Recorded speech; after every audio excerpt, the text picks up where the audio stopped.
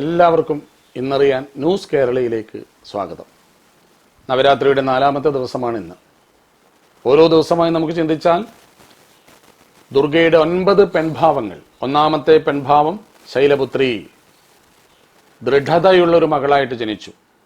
2ാമത്തെ ദിവസം ദേവി ബ്രഹ്മചാരിണി, കഠിനമായ ഒരു തപസ് പോലെ, വ്രതം പോലെ വിദ്യ നേടുന്നു, ഭർത്താവിനെയും നേടുന്നു.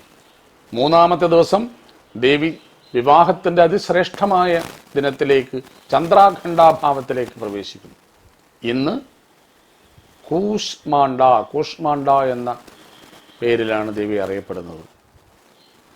നമ്മളിത് ഒന്ന് ആലോചിച്ച് നോക്കിയാൽ, ജനനം, പഠനം, വിവാഹം. അടുത്തത് എന്താണ്? വിവാഹിതയായ ഒരു പെൺകുട്ടി ഗർഭം ധരിക്കുന്നു. അപ്പം ഇവിടെ ദേവി പ്രപഞ്ചത്തെയാണ് ഗർഭം ധരിച്ചത്. അതായത് കൂഷ്മമായ അണ്ടത്തെ. കൂ എന്ന് പറഞ്ഞാൽ ചെറിയ, ഊഷ്മ എന്നതിന് ഊഷ്മാവ് ഊർജമാണല്ലോ. ഊഷ്മാവ് ചൂട്, ഊർജം. ചെറിയ ഊർജത്തെ അണ്ടം മുട്ടയുടെ ഭാവത്തിൽ ധരിച്ചിരിക്കുന്നു. അതിന് വേറൊരു ശാസ്ത്രീയമായ തലവും നോക്കാം. ഈ പ്രപഞ്ചത്തിന്റെ ആകൃതി തന്നെ അണ്ടത്തിന്റെ ആകൃതിയാണല്ലോ. അതായത് ദേവി പരമേശ്വരി, ദേവി പരാശക്തി ഈ പ്രപഞ്ചത്തെ അണ്ടമായി ഉദരത്തിൽ ധരിച്ചിരിക്കുന്നു, ഗർഭിണിയായി. എന്താണ് മൂലമന്ത്രം? സുരാ സമ്പൂർണ്ണ കലശം രുധിരാപ്ലുതമേവച ദദാനാ ഹസ്തപത്മാഭ്യാം കൂഷ്മാണ്ഡോ ശുഭദാസ്തുമേ. രാവിലെ നമ്മളെല്ലാവരും വീട്ടിലിരുന്ന് ചൊല്ലണം. അങ്ങനെ ചൊല്ലിയാൽ ഗർഭധാരണത്തിലൂടെ ശ്രേഷ്ഠ സന്താനങ്ങൾ വീട്ടിലുണ്ടാകും. സത്സന്താനങ്ങൾ ഉണ്ടാകാൻ, സത്സന്താനങ്ങളെ ഗർഭം ധരിക്കാൻ സുരാ സമ്പൂർണ്ണ കലശം രുധിരാപ്ലുതമേവച ദധാനാ ഹസ്തപത്മാഭ്യാം കൂഷ്മാണ്ഡ ശുഭമസ്തുമേ. ചെറിയ ഊർജത്തെ അണ്ടാകൃതിയിൽ ഗർഭത്തിൽ ധരിച്ചവളായ ആ മഹാമായെ കൂഷ്മാണ്ഡ എന്നാണ് ഇന്ന് പ്രാർത്ഥിക്കേണ്ടത്. അതായത് ദേവി വിവാഹം കഴിഞ്ഞിട്ട് കുടുംബജീവിതത്തിലേക്ക് പ്രവേശിക്കുന്നു. സത്സന്താനങ്ങൾ ഉണ്ടാകാൻ വേണ്ടി പ്രപഞ്ചത്തെ ഗർഭം ധരിച്ചിരിക്കുന്ന മാതാവ്, അമ്മയാകാൻ പോവുകയാണ്. ഒരമ്മ എങ്ങനെയായിരിക്കണം? ലോകത്ത് മഹാന്മാരുടെ ജീവിതത്തെ കുറിച്ചൊക്കെ നോക്കിയാൽ അവർ ഗർഭം ധരിച്ചത് മുതൽ ആ അമ്മ അനുഷ്ഠിച്ച ജീവിതക്രമങ്ങൾ അവരുടെ ജീവിതത്തെ സ്വാധീനിച്ചു. നമുക്ക് വേണമെങ്കിൽ ഒരു ചൊല്ല് പറയാം: ചൊട്ടയിലെ ശീലം ചുടല വരെ. എവിടെയാണ് ചൊട്ട? ജനിച്ചതിന് ശേഷമല്ല, ഗർഭം ധരിച്ച അന്ന് മുതൽ. അന്ന് ജാതകം കുറിക്കുന്നു.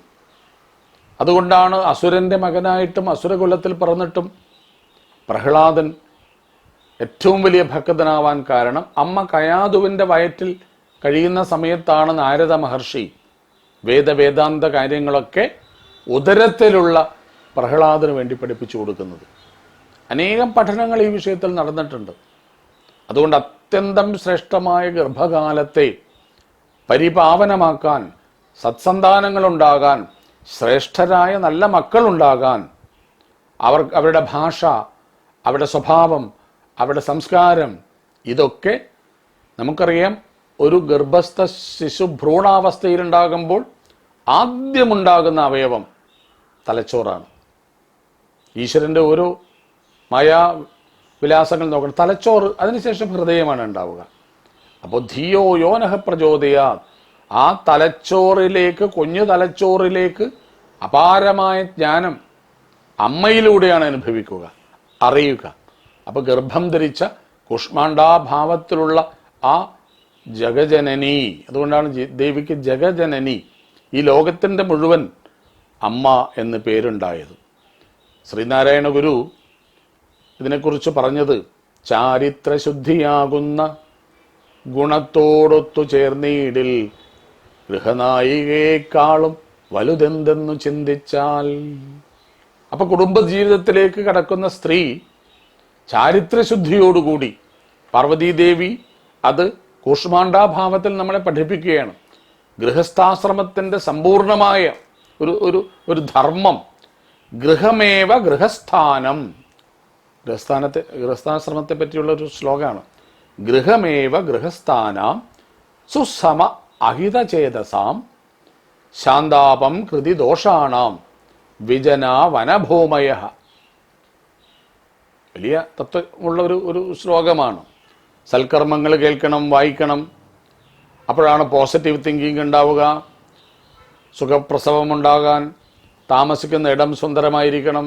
അലോസരമുണ്ടാക്കുന്ന ചിന്തകളോ വാക്കുകളോ ഒന്നും നമ്മൾ കേൾക്കാൻ പാടില്ല എന്ന ആധുനിക ഈ കുടുംബ വ്യവസ്ഥയോട് ചേർന്ന് നിൽക്കുന്ന, അതിനെ പഠിപ്പിക്കുന്ന ഒരു ഭാഗമാണ് നവരാത്രിയുടെ സുരാ സമ്പൂർണ്ണ കലശം.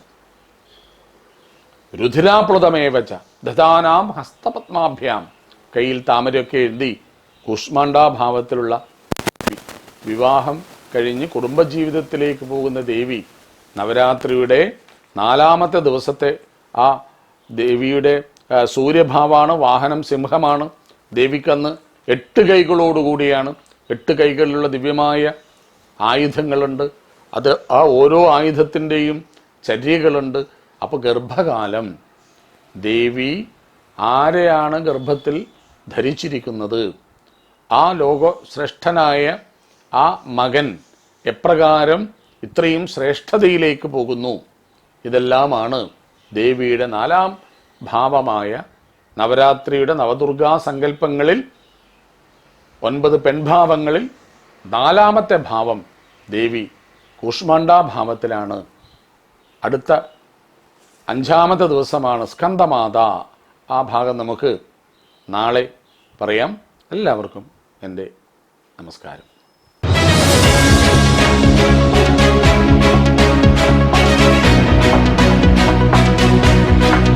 വിവാഹ പർച്ചേസുകൾക്ക് കുറഞ്ഞ പണിക്കൂലിയിൽ സ്വർണം മുൻകൂട്ടി ബുക്ക് ചെയ്യാൻ അഡ്വാൻസ് ബുക്കിംഗ് സ്കീം. പണിക്കൂലിയിൽ 50% വരെ ഡിസ്കൗണ്ട് നേടാൻ മൈ ഗോൾഡ് സേവിംഗ് സ്കീം. പണിക്കൂലി ഒന്നുമില്ലാതെ സ്വർണ്ണാഭരണം സ്വന്തമാക്കാൻ ഗോൾഡൻ ബഡ് സ്കീം. എന്നും വിശ്വസ്തയോടെ സ്വർണം സ്വന്തമാക്കാൻ ആരാധന jewellery, Bangalore and city centre, Kannur, ഫാഹേൽ and Maliya, Kuwait.